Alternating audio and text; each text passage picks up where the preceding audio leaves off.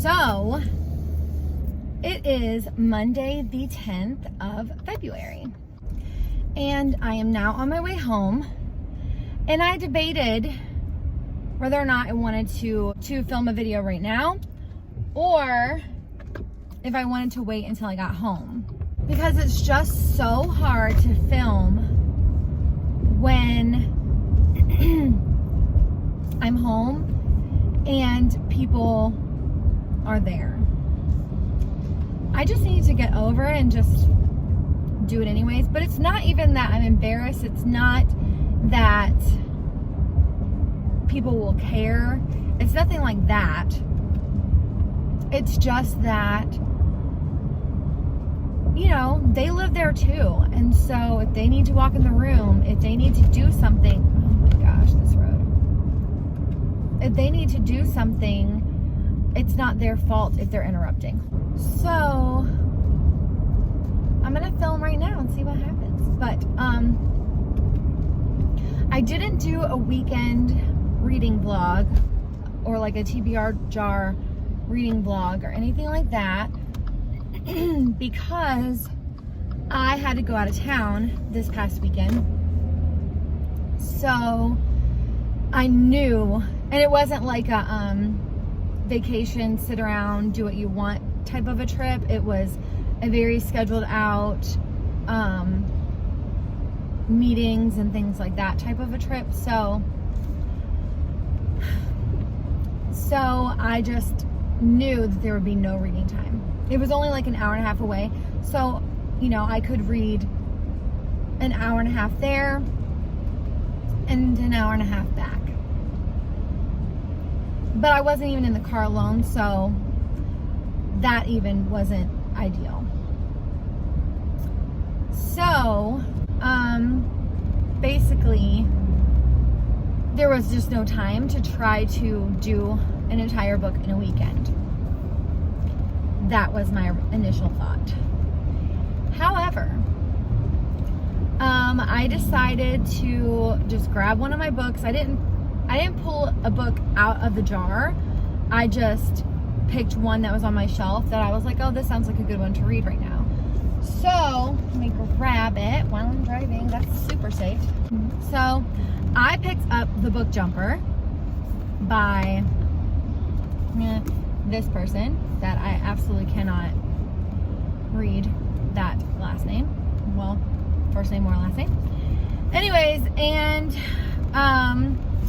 there's 300 and how many?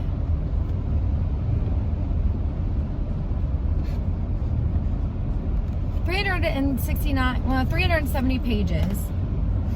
And I started reading that on Friday. Actually, I think I just barely started Thursday evening. But anyways, I'm on 330. So I literally have like 40 pages left. So I will be finishing that this evening. So technically, I guess I could have done it. But I didn't think I could. So, you know, hindsight. But anyways, so that is what I'm reading. And it's really good. I'm enjoying it. And I do have the second one in the series, which I believe is The Forgotten Book or something. And so I don't know if I'll go straight to that one, or I really, really, really want to read a Brandon Sanderson, because I have yet to read a Brandon Sanderson. I did start The First Mistborn, and literally have only gotten like 2 chapters in. So I might read that this week as soon as The Book Jumper is over. I don't know. I haven't decided completely, but we'll see. I don't have the books with me to show you what books I've read during the month of January, but I wanted to tell you. So I'm just going to do that while I'm driving. But the first book that I read in the month of January was Shadow Shaper. And this one was from my TBR jar. And I believe I gave it 3 or 3.5 stars. It was pretty good. Then I read The Cabin by, I believe it's Natasha Preston or something like that. Anyways, and that one, I'm pretty sure I only gave maybe 3 stars. I'm struggling, and this is kind of all over the place, but it was okay. But still, to this day, the very first Natasha Preston book that I read was The Cellar, and I'm pretty sure that's the only one I've liked so far. Yeah, it's just, the others are, I think I've read 2 others. Yeah, so I've read 3 of her books total, and I've really only really enjoyed The Cellar. But anyway, so then I read A Curse of Dark and Lonely, and I'm pretty sure I gave that one 4 stars. I really did enjoy that one, and I did not realize that there was a book 2 when I picked it up. So now, you know, it's good and bad, the fact that I desperately need to read the next one. I can't remember what it's called though, but I've seen a lot of people recently just hauling that one. So anyways, so next I read Hidden Scales, which is a book that I got for review. Unfortunately, I am not remembering who wrote that one. And being that it's not one that is well known. Let's see. I have it on here. Oh, Hidden Scales is by A.M. Robin. So it was okay. It wasn't amazing. I feel like I gave it 3 stars. Pretty sure. It's like a middle grade, and I mean, you know, it was fine. Then I read Solving Cadence Moore by Gregory Sterner. By Gregory Sterner. And it was okay also. I don't even know what I gave it. Maybe 3 stars. It was not my favorite.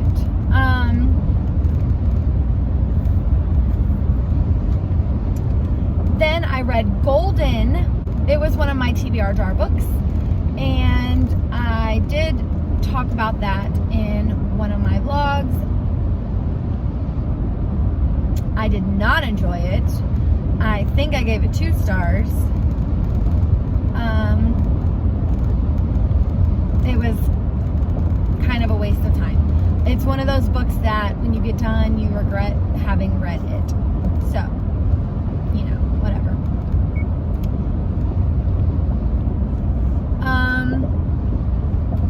Then I read A Court of Mist and Fury. It was exactly as I expected. Well, no, okay, let me take that back. It was in some ways exactly as I expected, but how do I say things without being spoilery?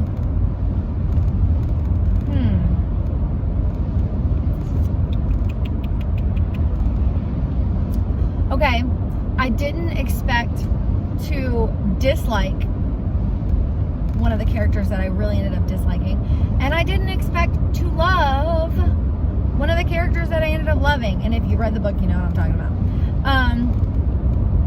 But there were a lot of things about the book that I found to be too much, just too much, and somewhat cringy, uncomfortable at times. I don't know.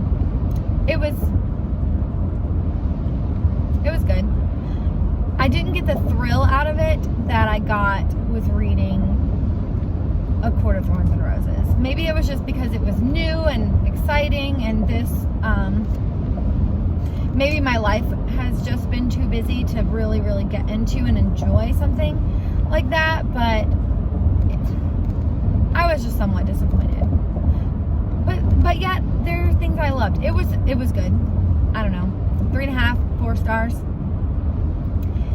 Then I read Alex and Eliza, and that I loved. it was sweet and cozy, and I don't know. I really, really enjoyed Alex and Eliza. I do not know what took me so long to pick up this book. It just made me feel happy. I just loved it. Then the last two books that I read were sent to me for review. The first one, Her Perfect Lies, and that one to me had a lot of holes in the plot line. It was simply okay. I did not adore it. It was okay. The last book that I read in the month of January was Past This Point, and that one was surprising to me. It was so it's a book that is like, this girl lives in New York.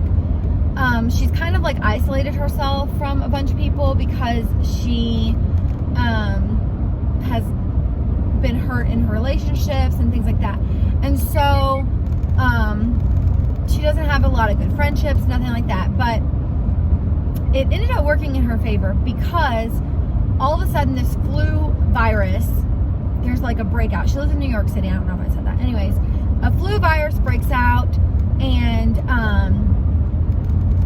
everyone around her is getting sick, but she's kind of germaphobe, and so like somebody will come into her office and cough, and the minute they walk out, she's like spraying everything with Lysol.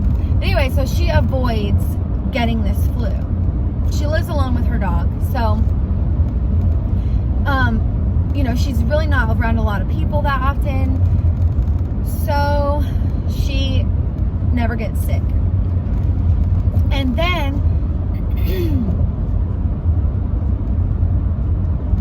then as everyone is getting sick, people start dying. And then more and more people are dying, to the point where New York is pretty much shut down. Like, no flights out, no flights in. And it's not just New York, from what I understand, it's like the surrounding areas, but she lives in New York. She has most of her family lives in Texas, or pretty much all of her family live in Texas.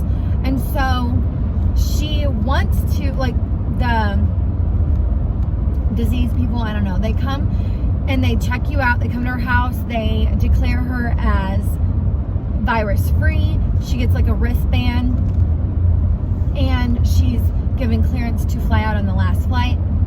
So she gets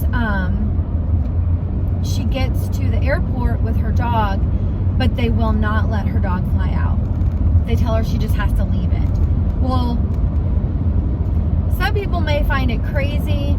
I, however, am totally with her. My dog is my family. I could never just doom a dog to die, or God only knows, and so tearfully she says that she cannot go. So they tell her if she can get a letter from a doctor that it's a service animal or whatever, then she'll be allowed to bring her dog. So they said that there will be like another flight in a week or so. So she goes home. She's working furiously at trying to get a letter declaring her dog a service animal so that she can bring him with her. And just as she essentially basically gets a letter, they close the flights and she can't go anywhere. So she's stuck in her apartment. Majority of the people in her apartment have either left or passed away. And so it ends up that she's the only person in her entire apartment building.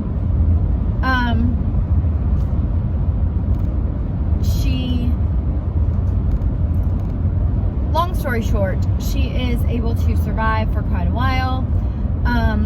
She does meet a couple people. Some of those situations end in tragedy and death. It's very, very sad. Some of them end in close friendships and things. And so it ended up being really good. I was surprised because you don't read a lot of books like that that are without zombies or things like that. Well, this wasn't. This was like, it felt so real life. I really enjoyed it. I really enjoyed it. So that is the last book that I read in January. So let's do a count. How many books did I read in January? So I read 10 books in the month of January. So I started the year out pretty strong, I think. That is my January reading wrap up, and essentially what I'm reading right now and what I'm gonna read next. So anyways, so I do apologize for this video once again being in my car, but you know, privacy and all that stuff. So I hope you have a great week. And this coming Friday, once again, is going to be extremely, extremely busy. So I really don't know if I'm going to do a TBR jar. I might start it, maybe I'll start it on Wednesday and do Wednesday, Thursday, Friday, Saturday to give myself some extra days because the days are going to be so full. We'll see. That might be exactly the thing to do. So, anyways, thank you for watching. I hope that you all have a great week, and I hope you like this video. So I will talk to you in another vlog.